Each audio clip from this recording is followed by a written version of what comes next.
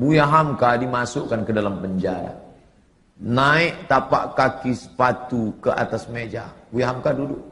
Ditunjuk dengan telunjuk hina. Hei Hamka, pengkhianat negara, mau menjual NKRI ke Malaysia.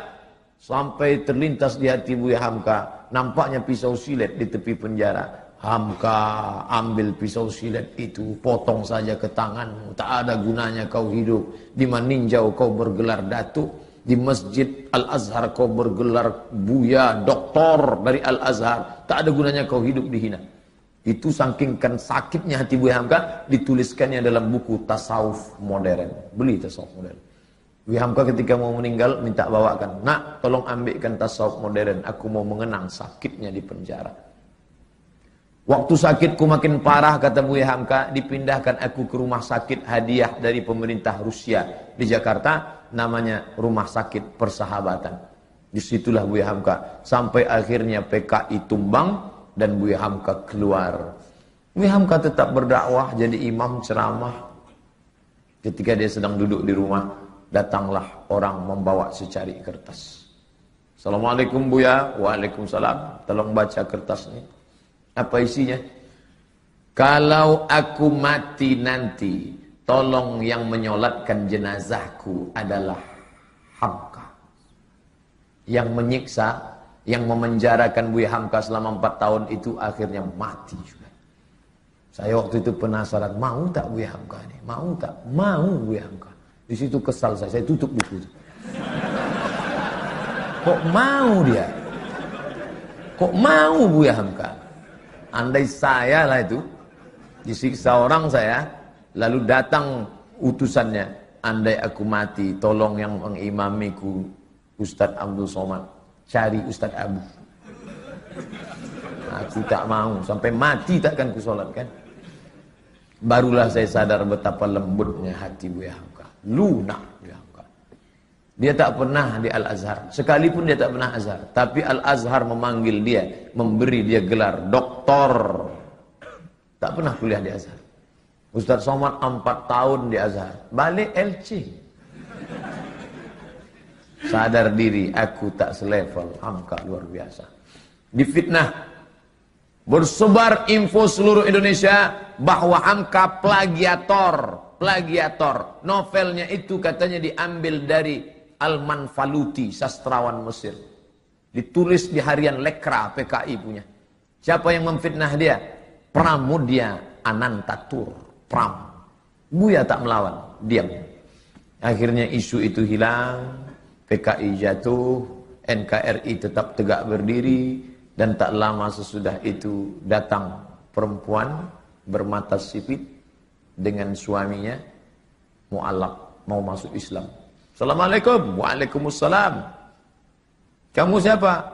Nama saya. Enggak. Dia mau masuk Islam.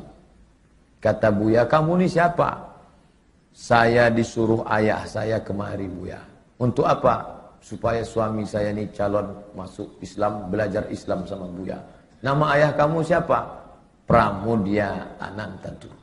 Begitu cara Pram minta maaf. Dia tak datang ke rumah Hamka. Anak menantunya disuruhnya belajar Islam. Dan Hamka mengajar menantu Pram itu sampai paham Islam. Lembut hati Hamka. Padahal fitnah luar biasa. Andai saya lah jadi Hamka waktu itu. Datang orang mau belajar Islam. Sampai mati takkan kuajar. Kau cari aja ustaz lain. Itu ustaz di MDI 1000 orang. Di IKMI ada 600 orang. Panas hatiku. Karena kalau hati kita panas, ngajar orang tak betul. Bismillahirrahmanirrahim. Kita marah. Tapi ternyata marah Hamka itu melebur. Bersama apa? Maaf. Tak berkesan. Kalau masih berkesan, berbekas. Bukan maaf. Saya maafkan dia Pak Ustaz, tapi untuk datang ke rumahnya rasanya 2030 lah Pak Ustaz. Belum, itu belum maaf. Tak ada contoh. Nanti kalau saya sebutkan Nabi, orang, itu kan Nabi. Saya sebutkan Abu Bakar, itu kan Abu Bakar. Mana orang kita? Hamka, orang awak bana dari Maninjau. Bisa dia memaafkan. Luar biasa Haji Abdul Malik. Tapi jangan bayangkan Hamka itu tak pemarah. Hamka itu pemarah. Waktu dia pergi haji naik kapal, berhentilah kapal di pelabuhan Padang. Sampai di pelabuhan mau sholat, Ada pegawai kapal melarang sholat. Mau ngadu mereka ke Buya. Buya, ya ini ada pegawai kapal melarang sholat berjamaah. Katanya tak ada sholat berjamaah di kapal. Sholat aja di kamar masing-masing. Oh, bangkit Buya Hamka. Mana orangnya? Ini amak ang kurang aja, apa ang kurang aja, datuk nenek ang kurang aja. Itu asli, tak saya robah bahasanya. Buka buku judulnya Ayah. Ditulis oleh Irfan Hamka. Dia ikut melaksanakan haji, naik kapal dan menengok Buya Hamka marah luar biasa. Jadi Hamka itu ada saatnya dia marah, ada saatnya dia lunak, ada saatnya dia berkonfrontasi, ada saatnya dia lembut. Dalam masalah kunut subuh, lembut hati Buya Hamka. Diundang oleh orang NU di Jember, diangkatnya tangan. Allahumma hdina fiman hadain, amin. Orang semua tahu dia Muhammadiyah. Muhammadiyah tak berkunut. Tapi hatinya lunak menjaga persatuan umat. Tapi ketika diajak dia oleh HMI, oleh Himpunan Mahasiswa Indonesia untuk menyambut Paus Paulus, tak mau deh.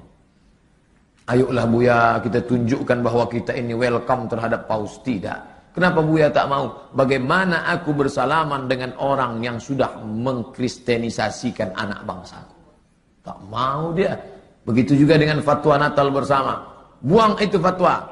Ratu Alam Shah Prawira Negara tertekan karena presiden menteri mau Natal bersama. Cabut fatwa Natal. Atau Buya berhenti jadi ketua MUI. Lebih baik aku berhenti jadi ketua MUI daripada mencabut fatwa Natal bersama. Hamka keras berprinsip. Tapi saat-saat memaafkan dia lunak. Kita ambil maaf Hamka di bulan Syawal yang penuh.